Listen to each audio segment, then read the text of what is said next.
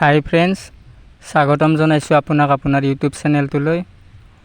আন ভিডিঅ'বোৰৰ দৰে আজিও আপোনালোকলৈ 10টা অতি সাধাৰণ প্ৰশ্ন লৈ আহিছোঁ, যিকেইটাৰ উত্তৰ আপোনালোকে জানিব বুলি আশা ৰাখিলোঁ।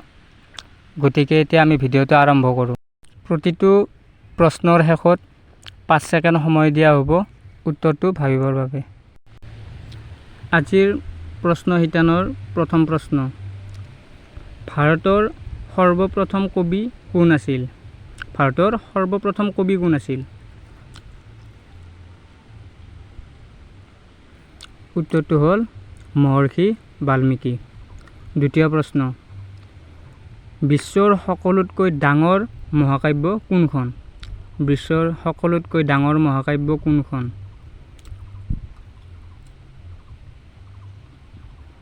মহাভাৰত। উত্তৰটো হ'ল মহাভাৰত।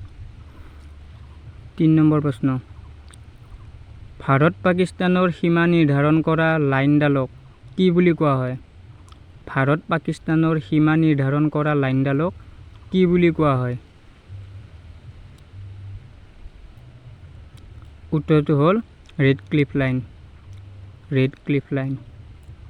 চতুৰ্থ প্ৰশ্ন, কোনখন দেশৰ লিখিত সংবিধান নাই? কোনখন দেশৰ লিখিত সংবিধান নাই?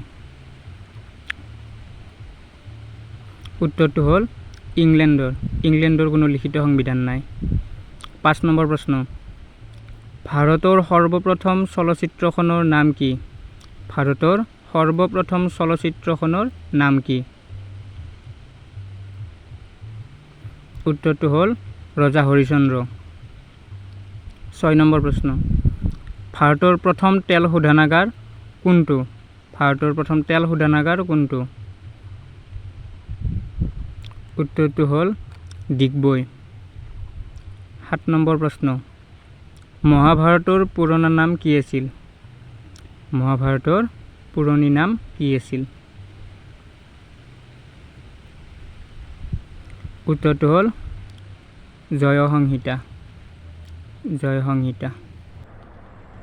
8 নম্বৰ প্ৰশ্ন, বিশ্বৰ কোনখন নদীৰ পানী গৰম? বিশ্বৰ কোনখন নদীৰ পানী গৰম? নীল নদী। উত্তৰটো হ'ল নীল নদী। 9 নম্বৰ প্ৰশ্ন, বিশ্বৰ কোনখন দেশত এখনো নদী নাই? বিশ্বৰ কোনখন দেশত এখনো নদী নাই? উত্তৰটো হ'ল চৌদি আৰব। চৌদি আৰবত এখনো নদী নাই। 10 নম্বৰ প্ৰশ্ন, বিশ্বৰ সকলোতকৈ প্ৰাচীন ভাষাটোৰ নাম কি?